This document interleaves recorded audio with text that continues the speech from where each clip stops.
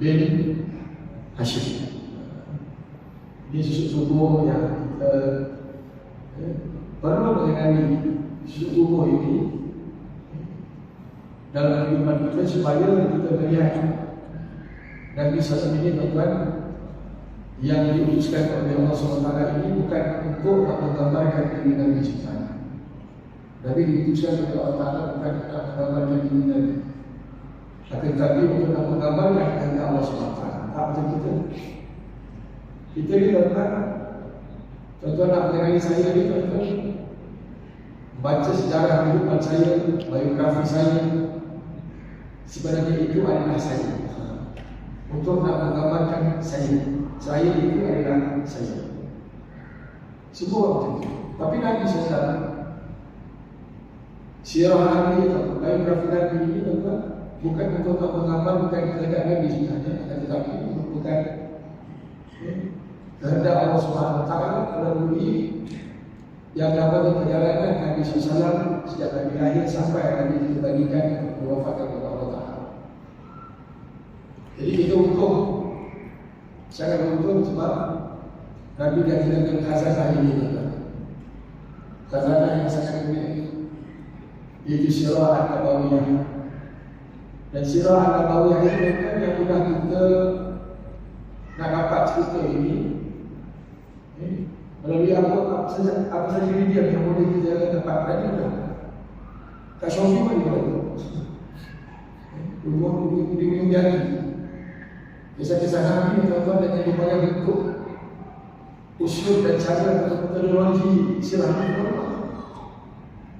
Usul fiqh, usul politik, usul siapa ni akhlak terlalu banyak.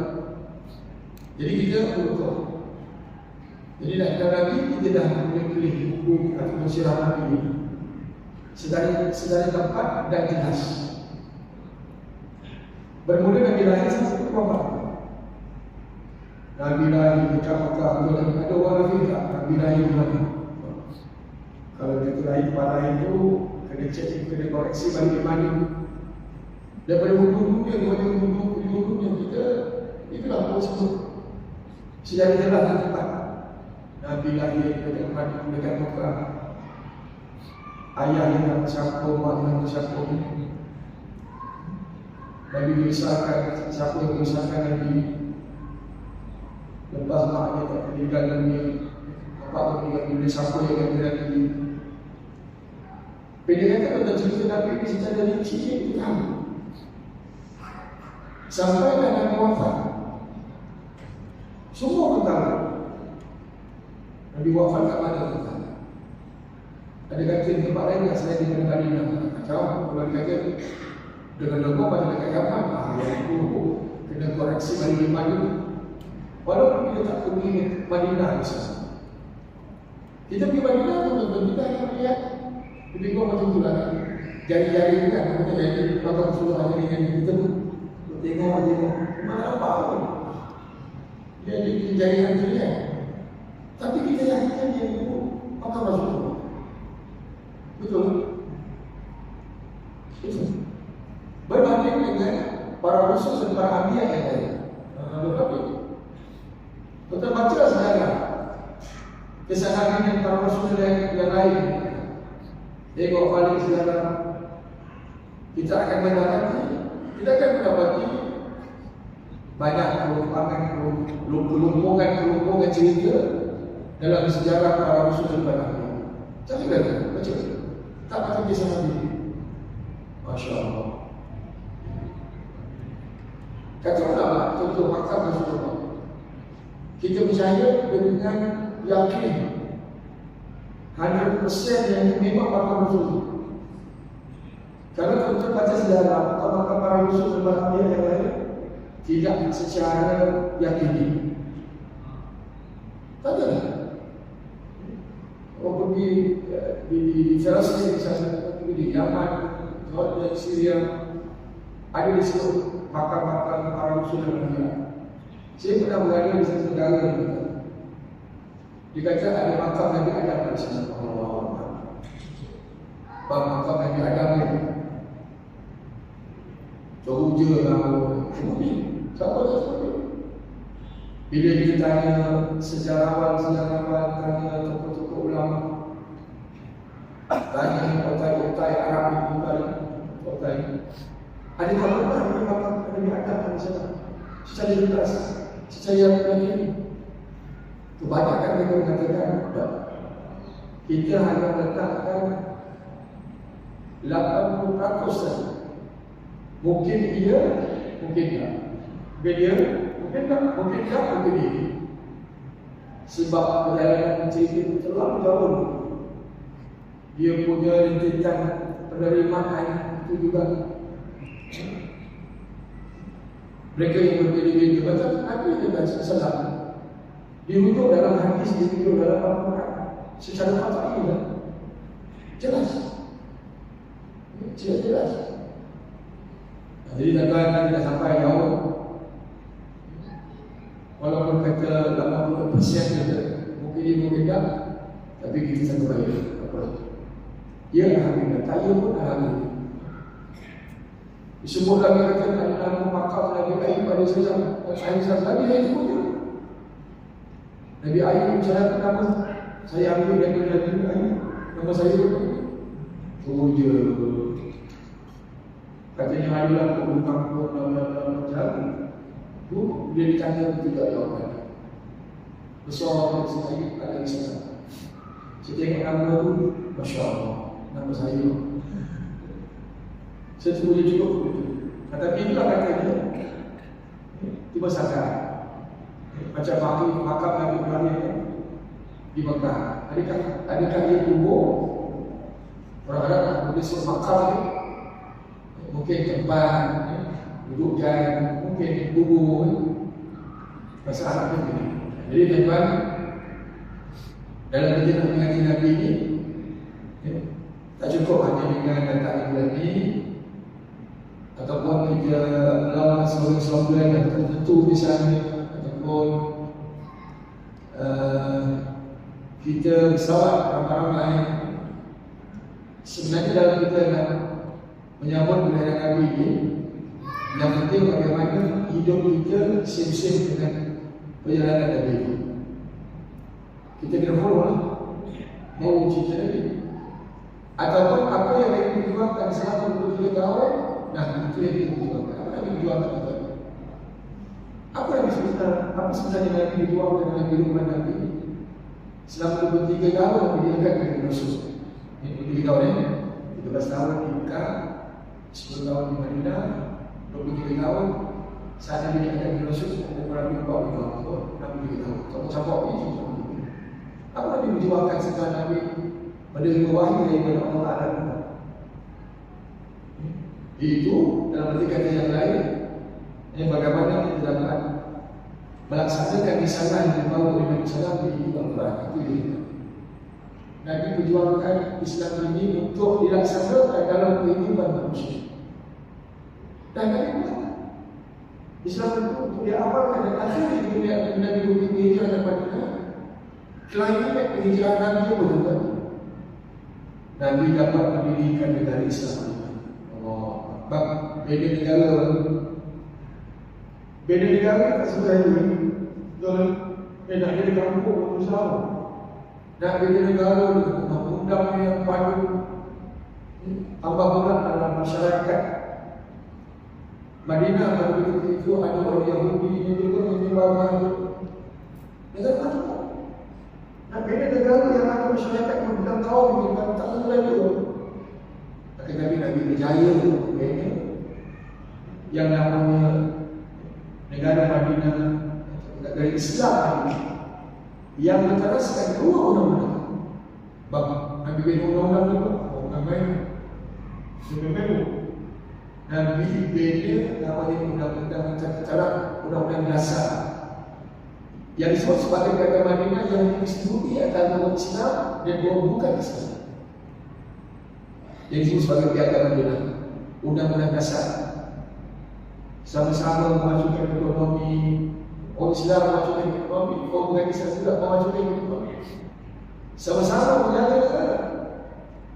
Orang Islam pun kena jaga negara, orang Islam juga kena menjaga ini tuan MOU, perjanjian yang kebetulan yang ada orang Islam dan orang Islam terbeda undang-undang ini.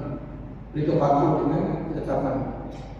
Selepas daripada itu baru akan berbeza satu undang-undang yang hanya undang-undang hanya untuk orang Islam. Tak sembahyang, ada hukumannya, orang tak puasa, ada hukumannya, orang berzina, ada hukumannya, berjudi, bernasib, minum arak dan sebagainya. Jadi kita melihat bagaimana Nabi bina negara ini dengan dua undang-undang yang sangat teguh dan baru, undang-undang dasar dan juga undang-undang Islam. Jadi tuan-tuan, ini sebenarnya yang kita nak follow ni, apa yang Nabi tuangkan dalam hidup Nabi. Kita cuba nak beramal Islam dalam hidup ini. Itu yang penting. Kita beramal Islam dalam kehidupan kita, dalam keluarga kita terapkan dalam masyarakat dan akhirnya dalam bernegara. Walaupun masa yang tidak panjang mungkin, akan tetapi keras-keras itu yang kita ada amalkan. Kita tak berzina, kita tak minum arak, kita tak berjudi, kita tak bernasib, kita tak buat dilarang oleh agama. Walaupun undang-undang belum dilaksanakan, tapi kita terikat dengan undang-undang itu lah. Jika kita diri undang-undang itu lah, kita terbiasa dengan yang namanya apabila Allah Ta'ala kita tak buat dalam hidup kita. Jadi tuan-tuan, ini jelas bukti kepada kita Nabi SAW benar-benar diutuskan oleh Allah sekaligus mengagungkan.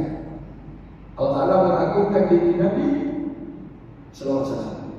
Jadi Allah Ta'ala mengagungkan diri Nabi, kita juga perlu mengagungkan, memartabatkan kedudukan Nabi SAW. Dalam Al-Quran terlalu banyak ayat Allah Subhanahu Wa Taala memuliakan Nabi. Terlalu banyak. Malam ini saya nak sentuh satu ayat satu surah yang namanya surah Al-Najm. Ayat yang kedua, ketiga dan keempat. Allah Ta'ala berfirman, Ma dhalla sahibukum wa ma ghawa wa ma yantiqu 'anil hawa in huwa illa wahyun yuha. Wah.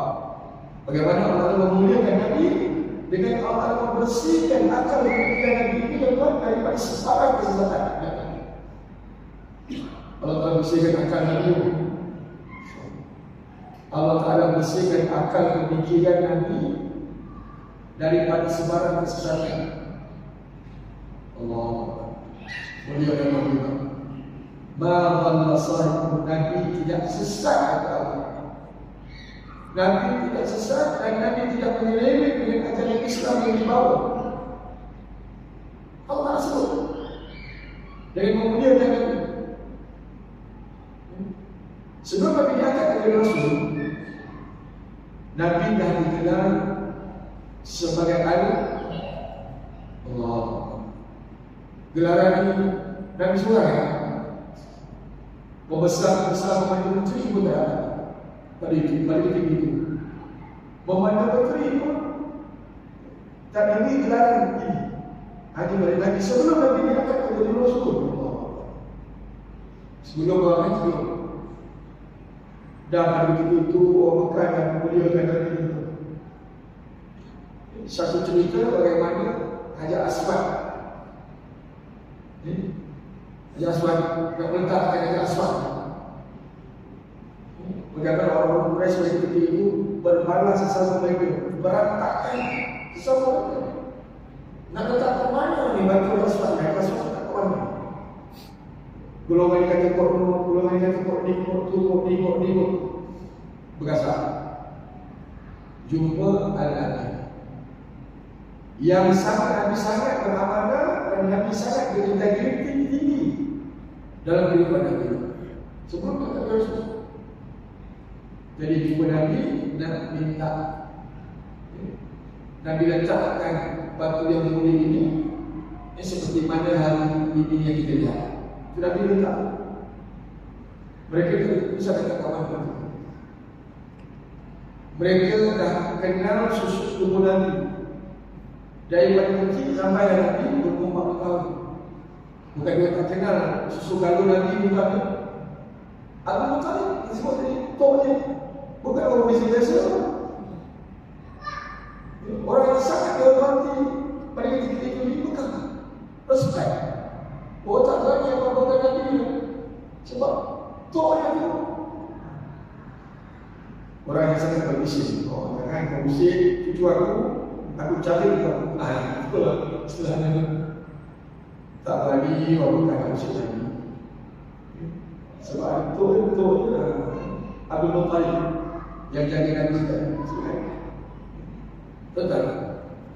Selepas Nabi masih dalam umur 40 tahun, tentu bermakna Nabi pernah melakukan khalwat. Saya kira itu khalwat mengasih saya diri kan. Nabi duduk dekat gua jemaah. Masa Nabi duduk dalam gua jemaah, tuan Allah Taala turunkan Al-Quran kepada Nabi sekaligus Nabi menjadi Rasul dan Nabi Rasul dan juga Nabi. Ayat pertama yang dibuat oleh Allah Iqra' dalam perkara yang disebut Allah. Nabi kena dulu ayat itu Allah. Apabila ayat itu seperti mana yang kita maklum, ayat yang dibuatkan oleh Allah ini Nabi tak simpan, malah Nabi menyampaikan setiap ayat yang dibuatkan oleh Allah. Qum fa'anzir, bangun kata Allah. Fa'anzir beri kata kepada mereka. Ayat yang dibuatkan oleh Allah selama 3 tahun ini diturunkan secara peringkat-peringkat. Nabi tak suruh satu abu, Nabi sampai. Jadi apabila penyebaran Islam di Mekah, mereka sambut dengan satu sambutan yang sangat hebat. Dari mana orang Mekah itu dengan kedatangan satu agama baru, itu agama Islam dalam kehidupan mereka. Akhirnya Tuhan, mereka yang tidak beriman ini menuduh Nabi dengan berbagai-bagai tuduhan. Wa qalu sahirun aw majnun. Digelar Nabi saat Nabi bawa Quran Nabi seorang ahli sihir dan Nabi sebagai digelar sebagai orang gila. Kalau orang kata kita gila. Boleh gila tak? Kita boleh gila. Tapi gila. Kita yang boleh gila. Tension dengan gila. Allah. Inilah Nabi yang menerima tuduhan itu tuan. Selama 13 tahun di Mekah, 10 tahun di Madinah.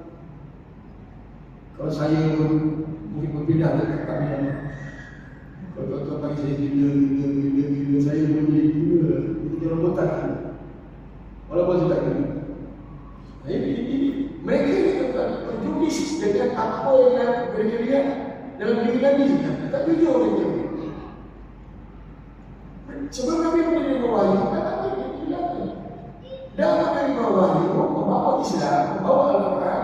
Nah, dituduh dengan berbagai-bagai kehidupan. Mereka ini tak jujur. Jadi tak berani. Dalam kita membaca sinar, rekod balik sini. Dalam kita membaca sejarah Nabi tadi, disebut bagi data sejarah Nabi ini, tuan-tuan bacalah sejujur-jujurnya. Bacalah sejujur-jujurnya. Tanpa berbisik. Sebab apa tuan-tuan baca sejarah Nabi ini? Betul-betul kenal Nabi, baca sejarah Nabi ini, tuan-tuan akan mendapati. Kalau tuan-tuan menggunakan akal semata-mata dalam Nabi ini, Nabi kelawat tadi. Kelawat tadi. Nanti kita kata, iya ke? Kalau baca sejarah Nabi, iya ke? Nabi pernah di Isra dan Mi'raj. Isra Mi'raj tubuh dan jasad kan? Bukan roh kan? Ui, kalau nak terima hari ini saya punya langit lagi di dalam budaya. Tak terima apa-apa gila. Kalau benar-benar buat saya, tumpang itu. Itu cerita pula. Nampak tak? Nama yang terlalu waktu tu, nama yang terlalu tak percaya. Jadi kita hari ini baca sejarah Nabi, baca yang banyak seluruh kehadiran Nabi contohnya kan. Nabi lebih yang kita lebih dua pun tak kuat. Bang satu ni pun alhamdulillah. Kau nak 2, 3 tak boleh gila bang. Ini nak compare dengan Nabi SAW. Jangan buat comparison kan. Ingat mengenai baca, sekarang baca contoh iman terus. Ya iman Nabi amanu aminu billahi wa rasul. Bahawa mereka iman, beriman kamu kepada Allah dan beriman kamu kepada Rasul. Apa yang dibawa, terima lah. Terima. Nabi itu tu dengan berbagai-bagai firman. Allah counter ni, no. Maka sahabat itu. Zaman Nabi itu kan, orang ukur macam-macam dengan Nabi ini. Selepas Nabi wafat tak? Kita rasa dengan kes kita hamil. Nabi dah wafat. Rupanya bang, siri penghinaan kepada Nabi ini tidak terhenti pada zaman Nabi sampai lagi. Lepas Nabi wafat, lahirlah yang namanya Nabi palsu. Kita tak faham. Bukan kita tak tengok Nabi, tengok orang. Tahu kebenaran yang dibawa oleh Nabi. Mukjizat yang dibawa oleh Nabi itu terus. Sanggup mereka mengaku diri sebagai Nabi. Nampak dia berjulis kan? Dulu kiri-kiri ada orang Melayu kita yang mengaku menjadi Nabi Rasul Melayu. Nabi Rasul Melayu. Ya Rabbi. Tak baca sejarah Nabi ke? Sejujur-jujurnya ada tidak lain. Tegaklah dia katakan yang ini Rasul Melayu kan? Dan takkan Rasul Arab Melayu ini ada di India, China, dia nak pilih pula.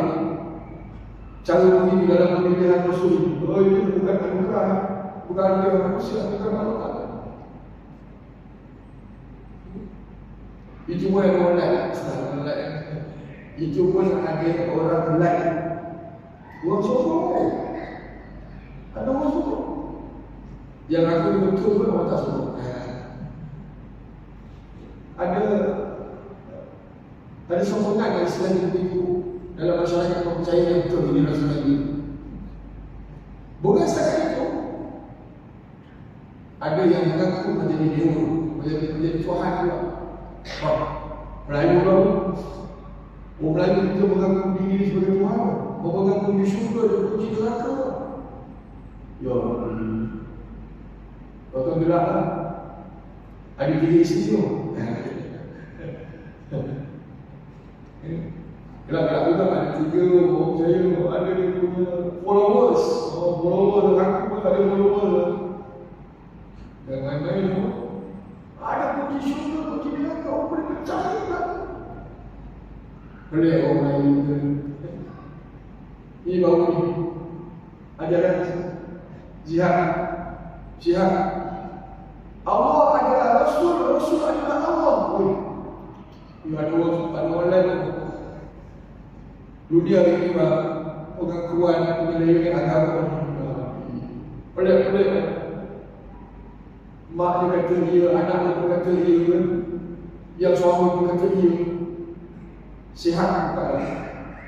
SISUNK. Allah. Dah kau nak berlawan. Dan sini yang Nabi kata nak cerita pun baru banyak. Tapi itulah yang dia. Salam Rashidi 18-19-89 buat buku selesai Mesir. Dia cukup taslimah orang 14 orang untuk novelis, kolumnis, etis. Orang itu dia kata pakai tudung, orang pakai tudung ni jangan percaya. Orang lain buat betul. Sebab dalam tudung itu satu duduk susah hati-hati. Berjudi segala kata-kata. Tapi dulu kata begini, kata begini, tak ada apa-apa. Baik duit dia.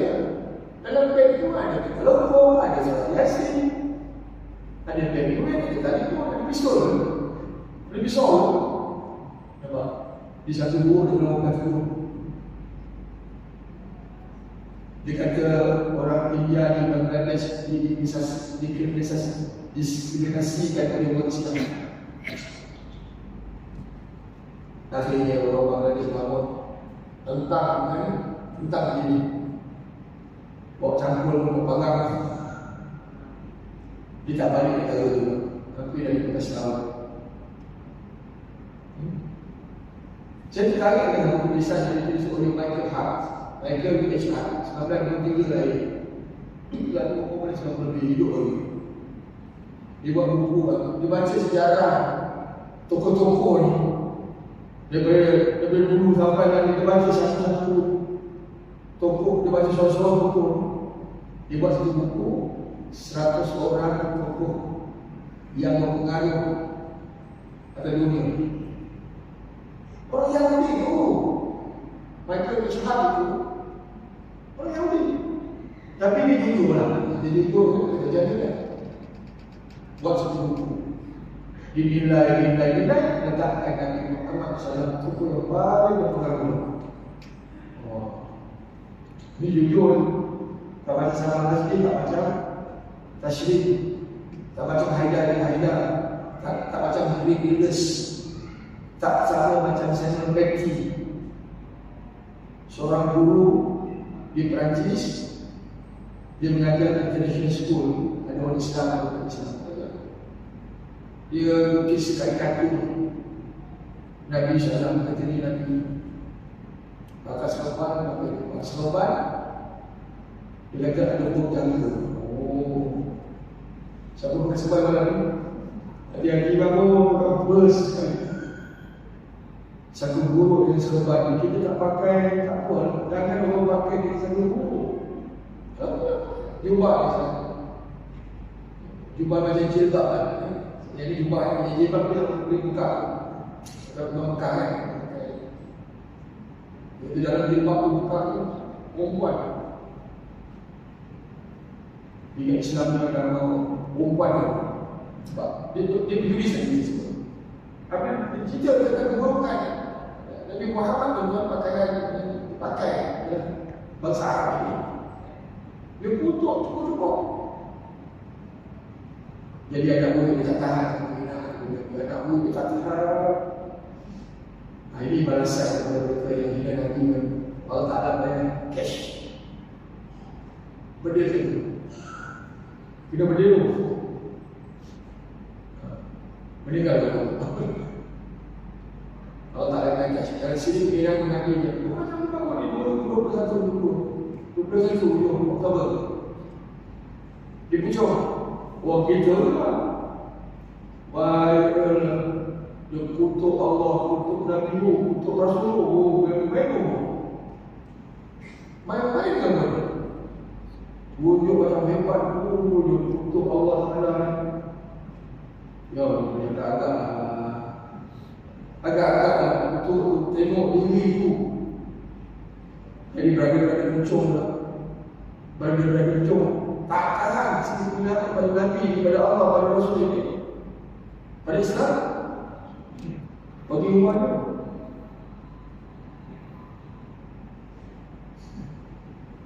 Balasan sorry aku tahu. Belum lagi orang kapal turun dunia itu. Aku pun tak boleh turun dunia kecil siap-siap. Siapa tahan kalau kesinangan pada Allah ini, pada Islam, pada Nabi. Yang kedua itu rohnya, roh perasaan. Roh jaga gangguan Allah, jaga gangguan. Jadi kita meletakkan Nabi Muhammad nombor 2 individu yang paling berpengaruh berbanding dengan. Sebab Nabi pengaruh Nabi dengan zaman Nabi itu saja berpengaruh sampai kan lagi boleh. Sekarang manusia mau pilih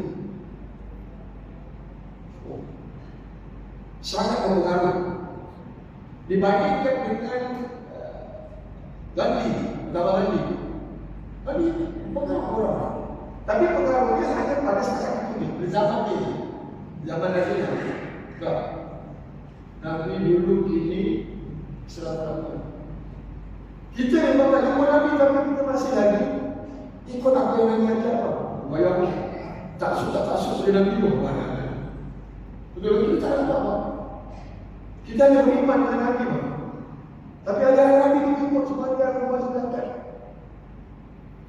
Mantap, walaupun tak tahu, kita masih bukan kepada Islam.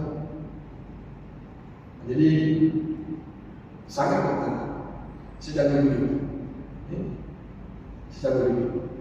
Dan apa yang kita lakukan, kita sebut sirinahan Nabi ini memang terlalu banyak. Okey, terima kasih. Kita kena bersihkan daripada sebarang perbuatan kita yang beda kebenaran. Dan Nabi SAW, Nabi itu sekali awal, tak mungkin Nabi yang disebut tadi cinta kepada dunia, cinta kepada harta, cinta kepada wanita, dengan berbagai kebutuhan yang tinggi kepada Nabi. Cuba kita lihat sifat Nabi sendiri, seperti mana yang kita pelajari itu. Sifat wajib bagi Nabi misalnya. Sifat wajib bagi Nabi itu ada berapa? Nak ulang balik ya, soalan tadi dulu. Sifat wajib bagi Nabi ada berapa? Ulang lagi ya soalan. Sifat mustahil juga ada. Sifat harus. Kiri-kiri ada satu. Empat satu. Cantik Allah. Cantik Allah. Empat satu. Sifat wajib bagi Nabi. Apa sifat wajib bagi Nabi? Nabi amanah, sedih, tabligh kepada. Ini sifat wajib bagi Nabi. Sifat wajib yang mesti ada pada diri Nabi. Amanah Nabi sangat berintegriti, sangat beramanah dalam kehidupan Nabi. Dan lawan kepada amanah ini apa kata? Sifat mustahil, khianat. Mustahil Nabi memiliki sifat khianat ini pada agama Allah Subhanahu Wa Taala. Ayo kita baca. Amanah ini. Amanah sidik. Nabi sidik. Apa sidik? Tenang. Apa yang Nabi keluarkan, apa yang tidak ada dalam Nabi. Dibuat ini dalam Nabi tak kecil. Dengan awal Nabi akan Nabi merupakan wahyu daripada Allah. So apa yang keluar dari lidah Nabi ini benar. Lawan benar, lawan kepada kebenaran, penipu, bohong, pelongok, bohong kena bohong. Mustahil Nabi memiliki sifat yang tersebut tadi. Bohong, penipu, apa? Dan yang ketiga, tuan-tuan, Nabi disebutkan tabligh tadi di sini. Apa makna tabligh? Menyampaikan. Apa yang ditujukan pada Allah 13 tahun, Nabi dah sampaikan. Tak ada siapa pun tertinggal. Nabi dah semua. Lalu tabligh tak tabligh. Tak tabligh. Dan yang keempat ialah Nabi yang disebut dengan fadhlan, bijaksana dan bijak hikmah. Fadhlan. Mustahil Nabi tak bijak dulu. Wajib, mustahil, harus betul. Sifat harus bagi Nabi satu makan, minum, kahwin, bekerja dan sebagainya. Harus juga. Baik yang empat satu ni cuma kita sampaikan diri kita pula. Yang bagi mereka yang nak dunia Nabi, yang beritakan Nabi, yang berfungsi Nabi. Kita tengok perangai ni. Yang sifat mustahil bagi Nabi itu, kalau kena kepada manusia ini, bagi sifat wajib bagi Nabi, kahwin bagi dia. Dia tak wajib buat. Aku ada buat. Kita kahwin. Makan pun ada wajib Malaysia. Nabi putih yang sebenarnya. Kamu kerja, laki wajiban. Nabi hari-hari sudah. Oh, itu benar katakan. Sifat yang Nabi pun kita bagi selenda dalam buku selenda. Sifat wajib bagi Nabi itu. Kena tak kita pun? Mustahil. Mustahil ada kita. Betul kita benar ni. Adalah sisi pada. Aku nak. Tak mana kalau itu. Pandai. Aku pandai satu kali. Aku berhenti pun kita pandai. Kita faham. Kerana bila kita je kan. Kita terlalu luar macam-macam. Jadi dia lakukan 4-4-1 ni. Mana komplain dengan kita ni. Allah. Tak ada apa dalam kehidupan kita ini. Dalam sisi nak begini Nabi SAW ini. Bukan. Jangan apa-apa lagi. Jadi kita lakukan. Berbicara kepada orang ini. Dengan biografi. Dari salam atau sirah Nabi SAW. Tuan yang tak memiliki buku itu akan beli lagi. Baca lah. InsyaAllah baca video kali pun. Kisah Nabi kan. Kalau kita baca sekali pun. Baca tak kurang. Semua kali itu aja.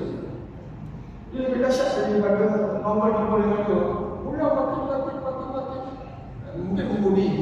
Besok kali ini sikit. Belilah buku sirah dia. Dia betul-betul yang lain ni. Suara. Apabila kita terbaca lagi kita Nabi strict kan? Betul-betul Nabi diutuskan oleh Allah untuk rahmat pada alam. Aku lupa bihana. Wassalamualaikum warahmatullahi wabarakatuh.